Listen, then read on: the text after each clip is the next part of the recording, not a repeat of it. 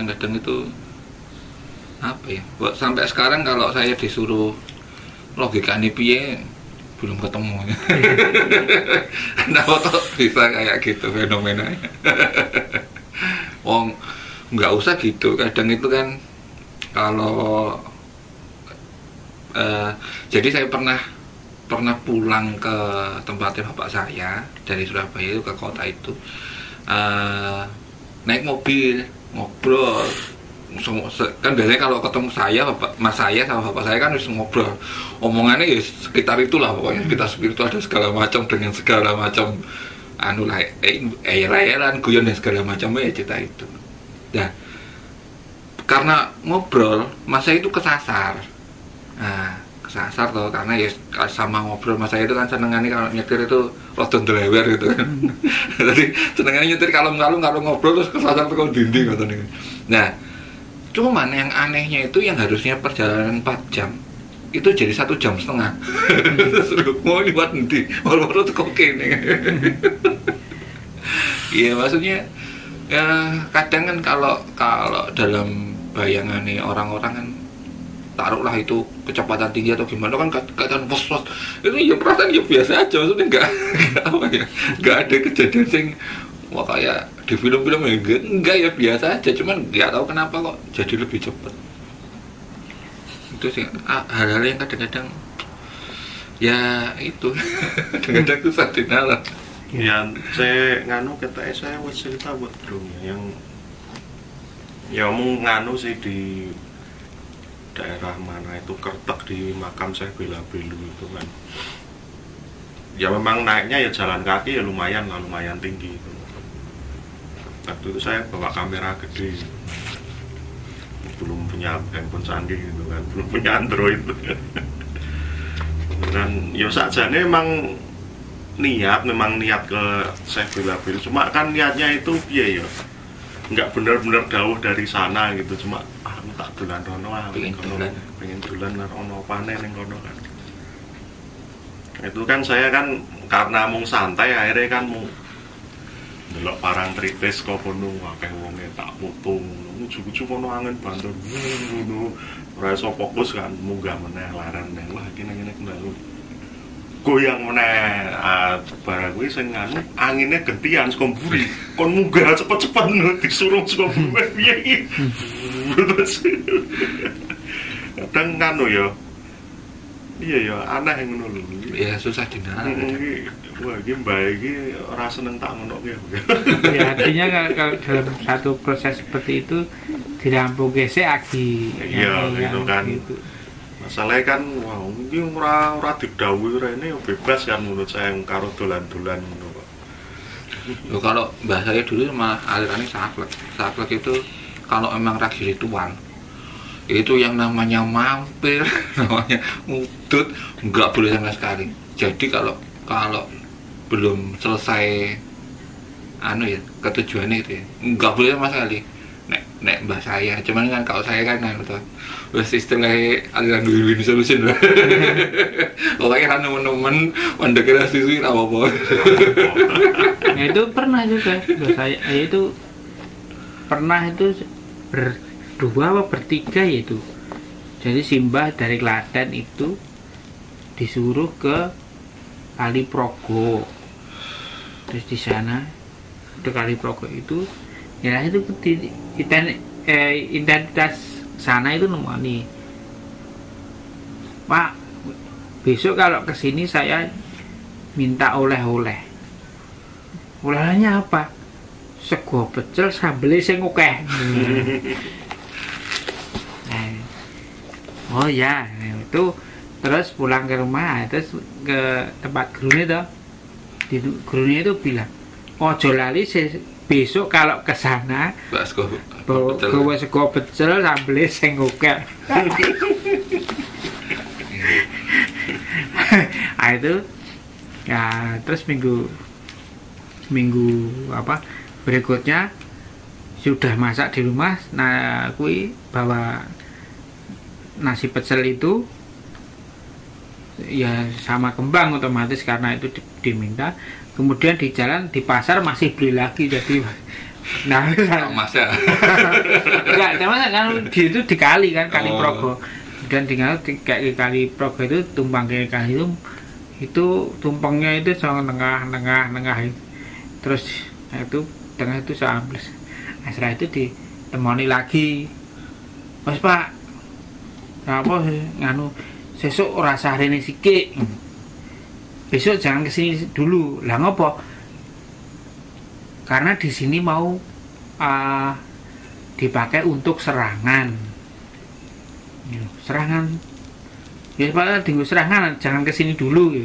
Ayo ya sudah, berarti ternyata minggu depannya itu banjir lahar. Dari Merapi. Nah itu ada katanya ada nganu pohon itu.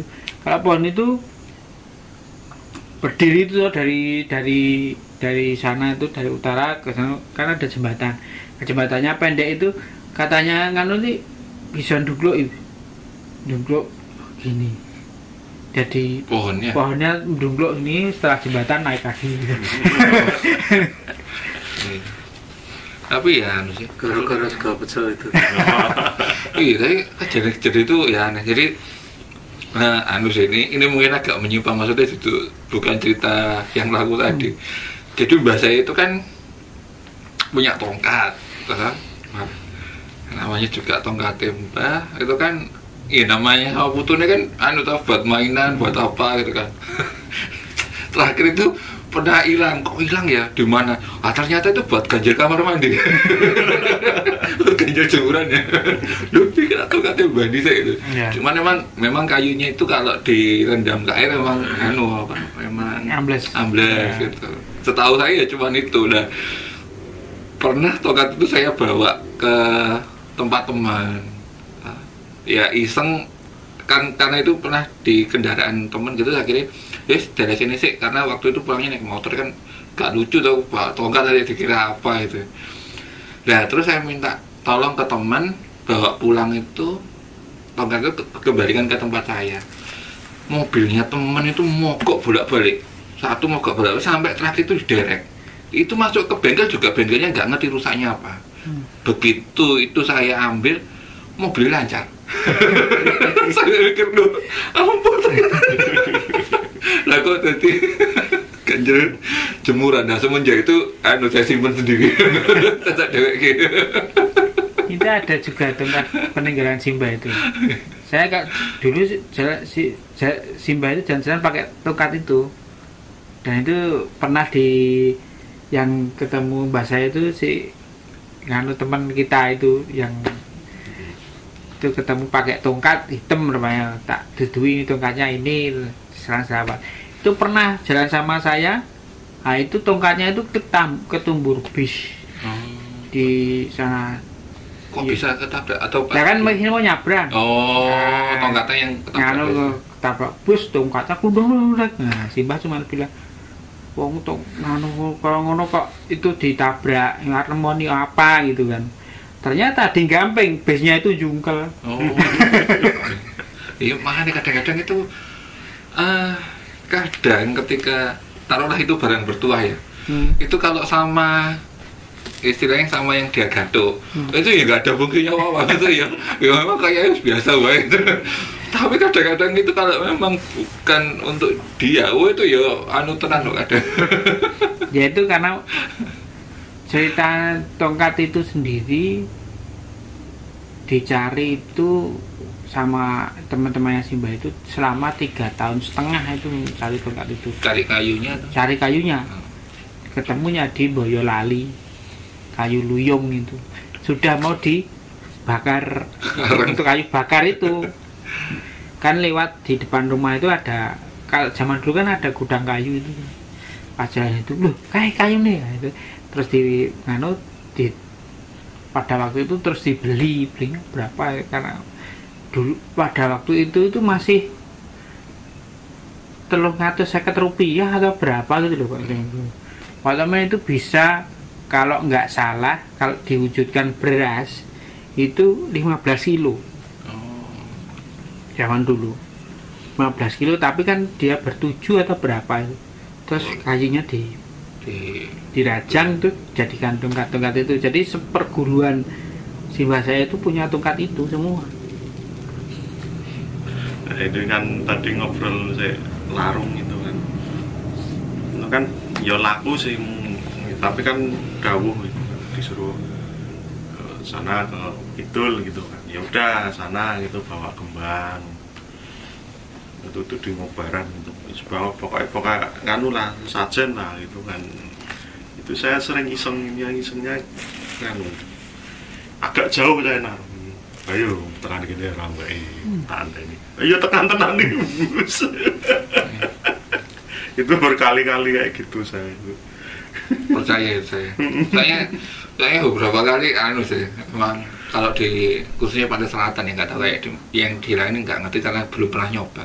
Cuman khususnya kalau di Pantai Selatan itu walaupun jauh, maksudnya ombak era mungkin tekan gitu ya, itu kadang-kadang nek wis dong niat gitu ombak tekan. Nah, iya. Gak kita mau pucuk itu truk tekan. Waktu itu kan ada cewek-cewek itu lagi pikirannya lagi rada usil itu kan. Tak kerjani ya ceweknya gitu kan. Sajane tak taruh sini, ceweknya di sini kan jauh gitu kan. Dia pikirnya udah aman gitu, ayo tekan gini orang. Ujuk-ujuk kok bae gede ceweknya melayu kan jerit-jerit. Di Pantai Selatan itu ada cerita lucu. Jadi waktu itu kan malam Senin kalau nggak salah, karena saya kedatangan teman saya waktu itu saya sudah di Jogja, terus teman saya itu Minggu nyampe Jogja, terus malam-malam itu dia kepingin ke Parangkusumo, ke Parangkusumo. Ya udah saya antarkan. Bayangan sana kalau Minggu ya masih rame gitu. Nah, ternyata di sana itu sepi, kebetulan sepi. Jadi cuma berdua ngobrol di tepi pantai gitu. Nah, ada kejadian yang aneh itu waktu ngerokok gini kan, namanya kebuli rokok itu kan kalau kena angin kan mesti kemana-mana. Lah itu kok tiba-tiba kenceng lurus kayak gadangin sama sekali kan nggak mungkin. Itu di sampingnya ombak langsung diam semua. Dengar sih. Nah, habis dengar utut lagi itu. Nah, anginnya sudah keluar sudah biasa. Lu isongin ya. Gak ngerti itu juga kenapa. Mas Akut? Ya cuma itu. Kalau yang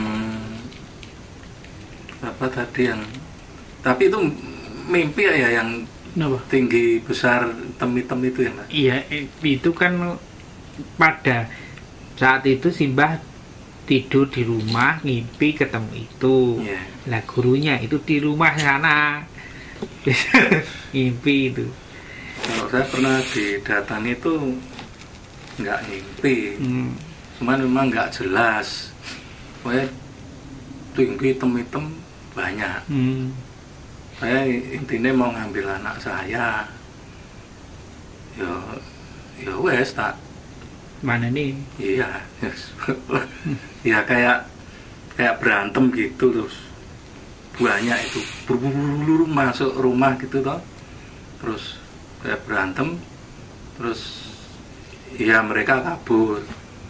Nah, ya udah itu itu halu apa itu kondisinya nggak tidur ya Mas? Enggak, memang ada ancaman mau diambil malam ini gitu toh. Ya tak tunggu nih. Ya tunggu di rumah toh. Masuk itu nggak ada yang tidur. Pokoknya ada satu hal lah, pokoknya anak saya itu mau dibawa. Nah, udah gitu terus habis itu banyak ancaman ini kan. Datangi ular, datangi macam-macam yang ular beneran sampai tak kan, terus saya pikir repot rekoso men ya dioyak-oyak terus tak parani yang ngancam itu. Udah habis itu ya udah selesai, dia nggak berani nemuin dan katanya sudah ya habis itu udah nggak ada ancaman lagi, nggak ada yang aneh-aneh lagi. Cuman ya itu ya bodi dhuwur ya 2 meteran gitu. wujudnya seperti apa itu nggak jelas. nggak jelas ya, kayak orang tapi Sama kayak bayangan Iya. hitam itu ada banyak sekali ya. 10 lebih, antara 20-an gitu. Lanjut itu ya saya kayak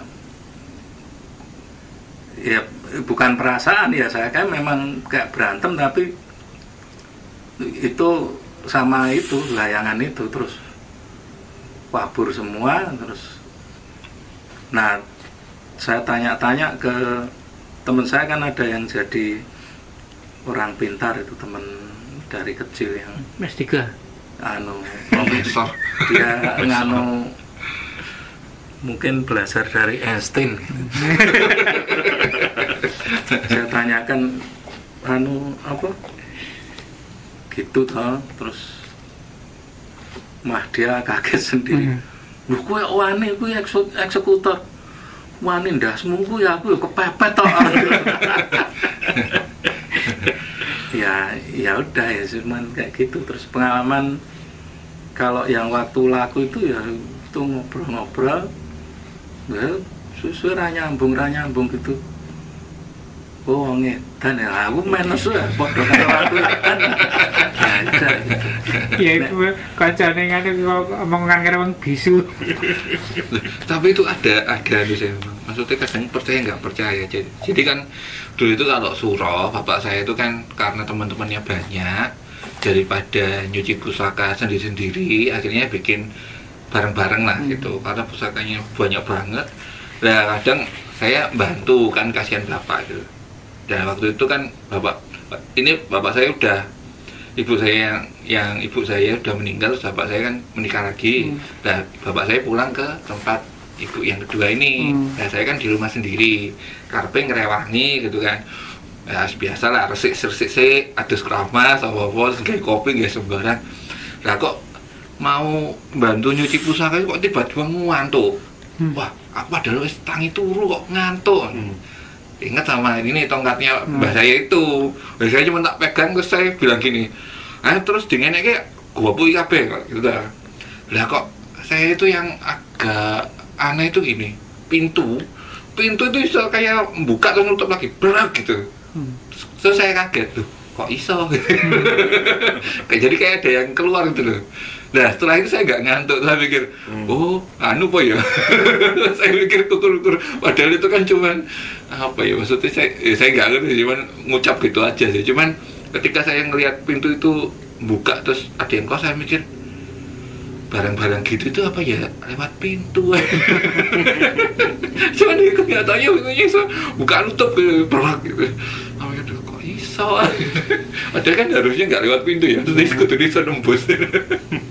Nah itu juga ini, karena ini sudah geser pengalaman dengan entitas lain ini. Tak sambung lagi tuh pada waktu itu kan saya di rumah. Kalau tidur kan saya biasanya di dalam ini pintu ini di sana kan, belakangnya itu saya ngeliat poso itu. Katanya diburu apa-apa kira, diburu apa-apa.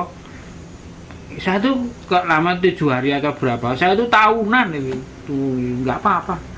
Nah pada waktu malam itu ada suara seperti bom itu, duar gitu.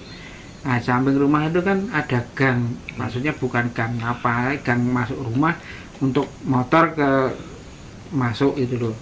Itu ternyata di situ pagi itu ada keren itu belakangnya itu, nek wong Jawa ngarani silit keren itu. Bawah keren itu kan ketebalannya beda dengan yang atasnya. Enggak karena di tempat saya itu tidak pakai keren, kan beda dengan genteng atau apa ketebalannya itu. Nah itu kok ada itu, ini ibu saya terus laporan mbak saya, terus sama-sama mbak saya dikasih garam. Nah itu ternyata itu mau diambil. Ada yang utusan itu kata ketemu pas itu baru mau ke ruang depan gitu, ketemu yang mau ngambil itu, katanya bercula kakinya satu. Lompat enggak ya? Ya biasanya mlaku nek mung sekali kok berarti melumpat-lumpat. Jadi ngene, suwe. Nah itu katanya di lantai itu sampai nipak kok itu. Oh. Jadi Ada itu bekasnya. ada bekasnya. Itu berarti entitas nganu kasar sekali. Iya. Tapi ya sih kadang gitu tuh ya percaya nggak percaya tapi ya ini kejadian rumah yang saya tinggali yang di Jogja yang sekarang nih itu kan anu tuh. Jadi itu kalau dulu kan katanya orang-orang kalau dapat kiriman itu kan suaranya aja kayak yang lempari kerikil apa gitu. Saking seringnya kita anggap ada paling anu ketiup angin gitu, anggap biasa. Itu setiap malam itu gitu, biasa. Cuman akhirnya saya ketemu sudah hampir berapa tahun ya, mungkin 3 tahunan itu terus ketemu sama ya jagongan sama orang-orang pinter itu. Terus ada yang bilang rumahmu itu yang ngirimi banyak gitu kan. Saya sih mikirnya mosok gitu kan. Ngawang ya di rumah ya enggak, waktu itu emang ya sehat-sehat semua gitu kan, enggak ada apa-apa. Terus nek gak percaya ini suruh ini ngasih tebu gulung di gentengnya itu. Ya udah namanya juga nggak ada ruginya itu kan. Akhirnya saya tarik tebu gulung, saya taruh di genteng. Lah kok suaranya hilang. Saya pikir oh tenan loh ya. Jadi ya suaranya kayak itu kayak apa? Kayak ada kerikil terus dilempar bunyi klik. Itu setiap malam dari mungkin sekitar jam 12 sampai pagi ya karena seringnya ya biasa. Di sini biasa, bludek. Tikus. Iya, kalau di dalam tikus. Kalau di luar ya itu apa? Codot bawah itu. Iya, bayangan saya kan itu. Lah kan saya baru sadar ya itu ketika ditaruh tebu gulung itu di atas. Lah kok hilang? Nah, saya itu juga nggak tahu pertama kali apa ya. Itu sawonya masih ada di situ. Ah, memang codot. Mungkin makanya kadang-kadang ini ya gitu tuh. Ya kita boleh percaya tapi ya jangan banget terus menghubungkan segala macam dengan hal itu. Ya itu di belakang yang sering kita ngobrol itu sekarang ya itu ada sawo itu sudah tak bersihin kemarin itu ya ada lagi ya, pangan codot ya. Nah itu soal yang entitas yang kasar itu ya pernah gitu kan. Waktu itu ya apa ya, laku lah di salah satu situs di daerah selatan gitu kan. Itu malam-malam gitu kan, tapi kan ada sinar bulan gitu. Itu kelihatan bayangan hitam-hitam samar-samar gitu. Kayak suaranya krosa-krosa kayak itu orang jalan loh. Ketok iki. Saya sampai gemen loh. Bisa ketok iki. Dan iki jan gitu. Dia kan entitasnya kan senengnya kan kalau ada orang lagu itu dia deket-deket gitu. Ya sebenarnya entitas-entitas seperti itu dia juga mau mendekat karena obrolan kita yang muncul spiritual itu memang dia mendekat karena hawanya anyep gitu. Kita udah waktunya ya. Demikian obrolan kita tentang laku. Kita akan lanjutkan obrolan-obrolan yang menarik di episode berikutnya. Sampai jumpa.